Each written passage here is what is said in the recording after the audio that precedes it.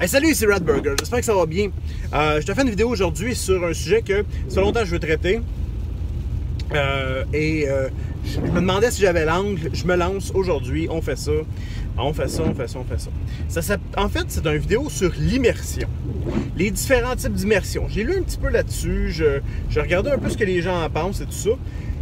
Et je veux te présenter les différents types d'immersion possibles. Et là, vois-tu, depuis 2 semaines, j'ai été un peu témoin de certains phénomènes d'immersion, dont un en particulier que je vais traiter à la fin du vidéo. Donc, si on regarde les 4 types d'immersion, si on regarde le premier, celui qu'on va vivre le plus, c'est l'immersion tactique. Hein? L'immersion tactique. Donc, tu es dans le jeu. Il y a des choses qui se passent, des combats. Là, tu es dedans, tu veux t'assurer dans le fond que les choses se passent. Tu es dans ta tête, tu essaies d'imaginer le meilleur angle d'attaque ou la meilleure façon de déjouer ce problème-là, l'adversité. Voilà, bon, s'il y a une map, c'est encore plus facile d'être immergé au niveau tactique. Tu regardes la map, tu vois les déplacements, tu vois la façon que ça se passe. Tu rentres dans une espèce de symbiose avec soit le théâtre de l'esprit ou la map, où est-ce que tu te dis, voilà, bon, je suis de même, Fait que tu deviens un peu l'extension de ton personnage qui est en train d'analyser la situation et comment il va s'en sortir de ça. Donc ça, l'immersion tactique, c'est celle qu'on voit le plus souvent dans les... celle qu'on éprouve le plus souvent. Deuxième, ça, les maîtres de jeu vont le reconnaître. L'immersion esthétique. L'immersion esthétique est intéressante. Moi, c'est celle qui me fascine le plus. Les procédés narratifs. Comment tu vas raconter ton histoire? Comment tu vas essayer d'arriver? Puis, lorsque tu vas décrire les choses pour que ça fonctionne, que ça soit bon, que ça soit payant, pour que le joueur ou les autres joueurs, peu importe, ben, ils voient la scène dans leur tête. Il y a les artifices narratifs qui viennent s'appliquer, l'intonation, la mise en place de l'ambiance par rapport à la narration et tout ça. Fait que ça, moi, ça me parle beaucoup. Ça, c'est une immersion que j'aime beaucoup. En fait, c'est probablement une des choses qui me maintient beaucoup dans le jeu de rôle. L'immersion esthétique. Maintenant, troisième type d'immersion. On aurait l'immersion sociale. L'immersion sociale, c'est intéressant. Moi aussi, ça c'est c'est quelque chose que je trouve vraiment intéressant. C'est la complicité. La complicité, l'immersion sociale, le fait d'être avec des gens, le fait dans le fond, de faire équipe avec des joueurs autour de toi, de travailler, dans le fond, dans un but commun pour aller de l'avant, c'est réellement... ça fait partie... Moi, quand je jouais au hockey plus jeune, ben, c'était quelque chose que j'appréciais beaucoup, cette espèce d'immersion-là, d'esprit d'équipe, on essaie d'utiliser les forces des autres pour combler nos propres faiblesses et vice-versa et tout ça. On veut amener notre brique à l'édifice pour être capable d'aller plus loin, pour faire progresser la cause commune et tout ça. Et ça, là tu as l'impression de faire partie d'une gang, de travailler dans un but commun. Voilà. Et finalement, le dernier, je te dirais un qui est présentement très à la mode, on entend beaucoup parler. Donc, l'immersion morale. Ou le bleed, hein? Le fameux bleed. On a entendu parler du bleed. C'est quoi le bleed en jeu de rôle? C'est quoi le phénomène de bleed en jeu de rôle ou en théâtre, peu importe? C'est lorsque les émotions de la barrière traversent la barrière. Disons que tu es en train de vivre quelque chose avec ton personnage et que ton personnage... tiens, je vais te donner un exemple bien concret de ça. On jouait à Masque. J'ai un personnage qui est un lion et à cette époque-là, il était très déprimé parce qu'il venait... un peu comme Beast dans les X-Men, vivait une transformation. Il n'était pas à l'aise avec la bête qu'il était devenu. Il sentait qu'il ne serait pas un humain, il ne serait plus un humain et tout ça. Donc, à un moment donné, j'ai décrit mon personnage comme étant très déprimé. Très déprimé dans la partie, il évoluait, il était déprimé, c'était pas le fun, puis bon. Et je me suis rendu compte que graduellement, je me suis isolé de la partie. Pourquoi? Parce que je m'en venais de déprimer moi aussi. le fait de jouer un personnage déprimé me déprimait. Mais maintenant, je me suis comme rendu, je fais aïe, je suis comme... je commence à être déprimé un peu. C'est pas grave en soi. Ou l'inverse, tiens. L'inverse, ça peut être aussi positif, là. Que, enfin, une quête se termine. Une quête de plusieurs mois de jeu et tout ça, puis qu'à un moment donné, ben, les héros sont en train de célébrer, c'est le party, puis là, ça se raconte des blagues, puis tout le monde est... L'atmosphère est joviale dans la partie, et que là, les joueurs commencent à rire et à avoir du plaisir et à être un peu excités, et à se dire, ouais, tabarouette, tu sais. Bon, vois-tu, ça en est aussi un bleed. C'est un bleed de l'autre côté. Ça veut dire quoi? Ça veut dire que dans le fond, on a juste... Nos personnages vivent un moment heureux qui nous fait sentir, nous, en tant qu'humains, heureux de ce personnage, de ce moment-là. Des fois aussi, ça peut être à l'inverse. Ça peut être la barrière qui traverse, dans le fond, c'est que notre vie à nous, notre vie d'humain, nos émotions déteignent sur le personnage. Et là, c'est là que ça devient touché. Parce que, on a parlé de sécurité émotionnelle, je reviens pas là-dessus, je te le dis. Sauf que c'est là que ça peut être touché. Parce que si, mettons, une personne a... Tu sais, bon, on est tous des humains formés d'un paquet d'émotions, d'un paquet d'histoires et tout ça. La plupart du temps, malheureusement, lorsqu'on entend parler de bleed, ben c'est le bleed un peu négatif, le bleed qui amène l'espèce de sécurité émotionnelle, puis tout ça. Comme, on donne toujours l'exemple, mais c'est sûr que si... Là, je te donne l'exemple extrême, là. Je te dis pour que tu comprennes bien. Mettons, je te dis, on est en train de jouer un jeu très sombre, et qu'on décrit, ou on laisse paraître, on laisse croire qu'il y a effectivement eu une scène de viol, ou d'agression sexuelle, et qu'un des joueurs ou une des joueuses a cet élément-là dans son historique personnel. C'est sûr que pour cette personne-là, c'est dur de ne pas passer au travers. Ben, elle va le ressentir. Là, je ne te parle pas d'excard ni rien. Là. Je ne suis pas là du tout. Je vais juste parler du processus de bleed. Là. Fait que ça veut dire quoi? Ça veut dire que oui, elle va sentir, dans le fond, ça va peut-être y ramener en mémoire des émotions qu'elle a vécues dans sa vie. Parce que... Mais... Moi, dans tout ça, le bleed, c'est une bonne affaire? C'est une mauvaise affaire? Malheureusement, je trouve qu'on entend souvent juste parler du bleed du côté un peu négatif. J'ai vécu une expérience récemment où est-ce que durant la partie, il y a des choses qui ont fâché un joueur et je pense qu'à quelque part, ça a comme amené... ça a fâché le personnage et ça a amené le joueur à être fâché puis à ressentir ça. Puis bon, ça a comme fait déraper la partie vers autre chose. Malheureusement, le bleed, c'est souvent ça. C'est rarement... Quand c'est positif, on n'en parle comme pas. Quand c'est positif, on n'en parle pas puis on a peur. Mais en bout de ligne, ce bleed-là, jouer un personnage, mais tu sais, est-ce qu'il faut en avoir peur? Au contraire, moi, je trouve que ça fait partie de l'expérience de vivre quelque chose qui ne nous appartient pas en tant que joueur. T'sais. Puis là, je suis loin, je parle de tous les jeux, là.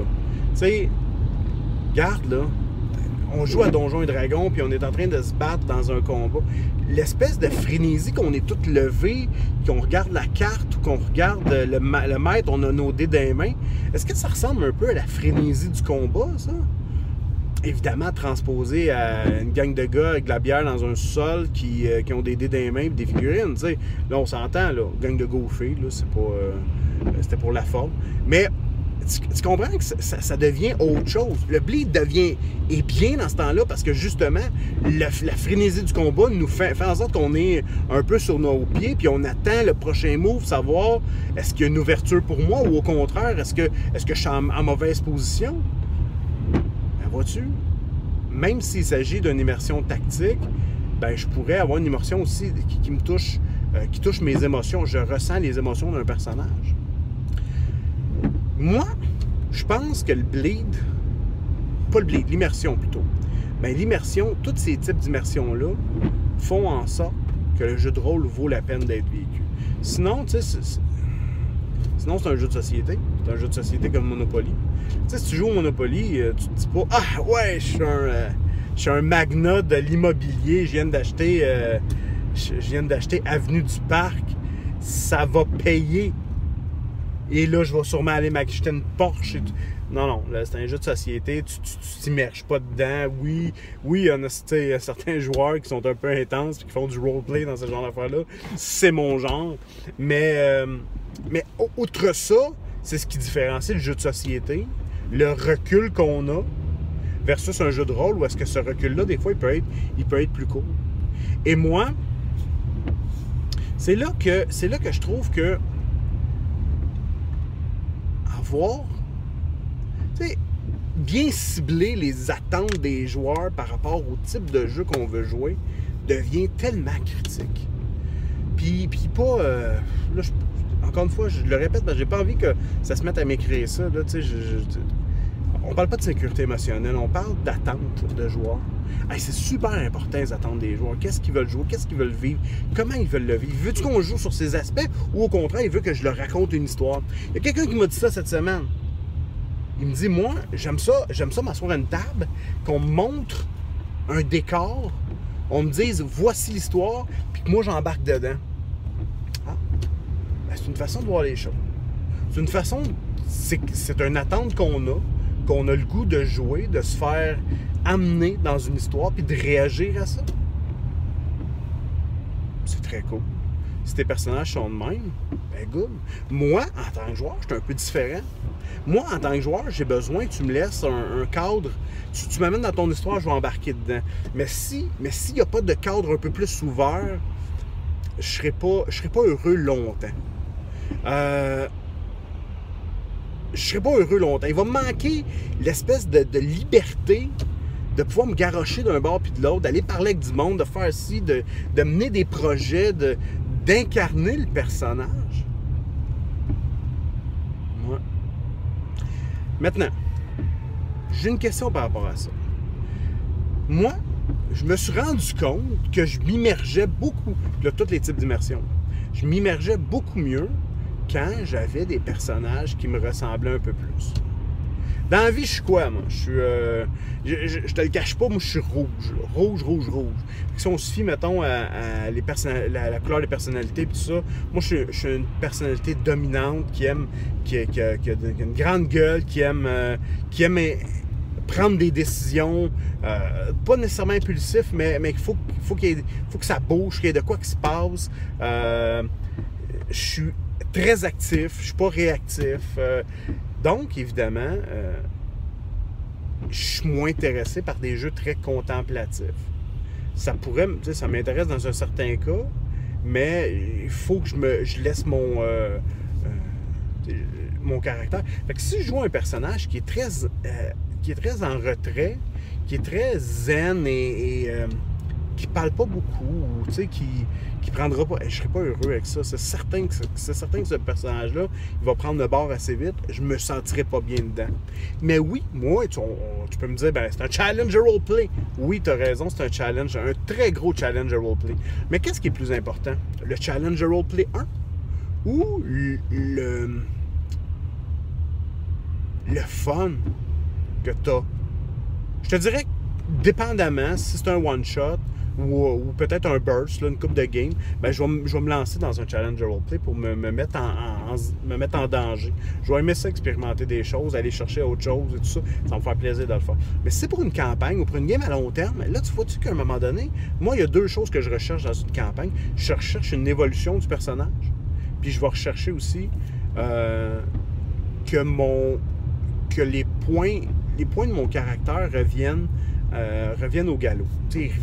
C'est sûr que mon caractère va ressortir. Mon personnage va transpirer ce que Danny est d'une certaine façon. Je pense que même si je me force à jouer à du super bon roleplay, jouer quelque chose qui est pas du tout, qui est à l'antithèse de Danny,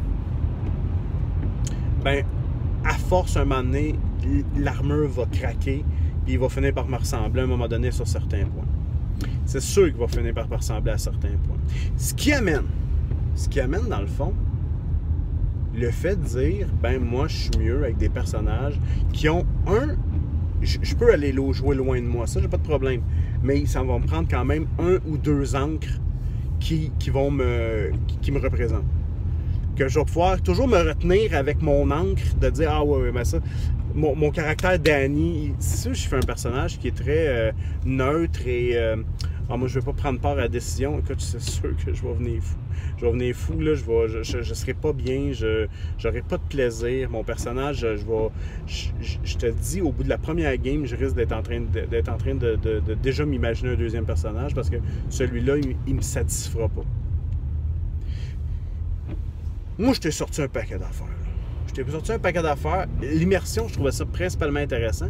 Toi, tu penses comme ça? Tu penses-tu que ton personnage transpire au travers ta personne transpire au travers du personnage, tes qualités, ta façon d'être, ce qui amène le leadership? J'ai vécu une situation justement il n'y a pas longtemps où on se parlait du leadership. Est-ce que le leadership, c'est ce qui est touché là? On pourrait parler des compétences sociales, là. Je suis sûr que Pilule Rouge embarquerait à fond là-dedans. Mais le leadership, est-ce que ça peut être influencé, le leadership, par des skills, des stats et tout ça? Ou par le roleplay d'une personne? Bien, ça, c'est touché en temps. Parce que, tu sais, mettons, tu arrives là, dans une game où est-ce qu'il y a un personnage qui est boosté au bouchon d'un paquet de compétences. Le gars, il est costaud. Écoute, c'est une brute. Il est boosté. Il a des compétences pour être un leader naturel, tout ça. Mais la personne qui le joue est une personne introvertie qui assume pas son rôle de leader, mettons. Puis là, c'est sans faire de comparaison avec personne. J'ai pas ça dans la tête quand je dis ça. Mais je dis, mettons, une personne extrêmement introvertie qui a de la misère à... Même que tu lui donnes un personnage qui doit être leader, est-ce que dans les faits, ça va être lui le leader? Et là, c'est là que c'est difficile, je trouve, de trouver un compromis idéal à ça. Fait que donc, tu sais, je veux dire... je prends un exemple comme ça, donne les pouvoirs et tout à Captain America, va les donner à un gars comme Bruce Banner. Là, je fais quelque chose de boiteux à propos de Marvel, mais est-ce que, tu sais, le docteur Bruce Banner, qui n'est pas Hulk, mais tabarouette, même tu lui donnes un bouclier, tu lui donnes une force, tu lui donnes une shape, tu lui donnes des compétences athlétiques, le symbole America, il ne sera pas le leader que Captain America va être. Il ne sera pas ça. Il ne sera pas ça. Donc, je pense que c'est un débat intéressant, ça. Leader dans la vraie vie ou leader sur la feuille? Qu'est-ce qui marche? Comment? Puis tu sais, je me dis, là, est-ce qu'on vient tout le temps au galop? Ça, c'est capoté. Tu sais, je veux dire, mettons, le gars est leader, il lance des jets. Ah ouais, j'ai un move pour ça, j'ai un skill pour ça, j'ai un pouvoir pour ça. Mais que ça transpire pas dans le roleplay, mettons. Mettons que ça transpire pas dans le roleplay. Est-ce que... Comment on peut soutenir un bon roleplay avec ça? Les autres joueurs, ils le sentiront pas. Fait que naturellement, qu'est-ce qu'ils vont faire? Ben, ils vont écouter la personne qui a une plus grande gueule à la table. Hein? C'est naturel, c'est humain de faire ça. C'est naturel, tu sais, il y a des gens qui sont analytiques, tu sais, un analytique qui va prendre son temps, fait que ça sera pas lui qui va parler le plus fort. Tu as des gens qui vont être très expressifs, qu'eux autres ont besoin du spotlight pour être des bons spécialistes et des trucs comme ça. Fait que donc, je sais pas à quel point... Ah non, c'est vraiment un bon débat. Puis moi, tu sais, comme je dis, je veux pas partir une guerre ou quoi que ce soit. Moi, je veux juste, on confronte des idées. On a du fun, là, on confronte des idées. Si t'as de quoi à dire, man, vas-y, ça va me faire une immense joie de t'écouter, de te lire, de te... C'est pas mal ça. Je peux pas faire plus que d'écrire, de te lire ou de te regarder si tu me fais une vidéo. Mais... Là, on est vraiment dans l'humain, là.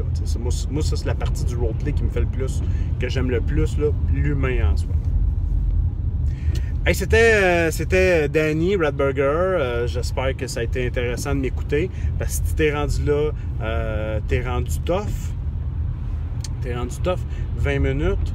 Fait que donc, le mot de passe, C'est Chien Saucisse. Si tu m'écris dans les commentaires Chien Saucisse, je vais savoir que tu as écouté ma vidéo complète. Salut!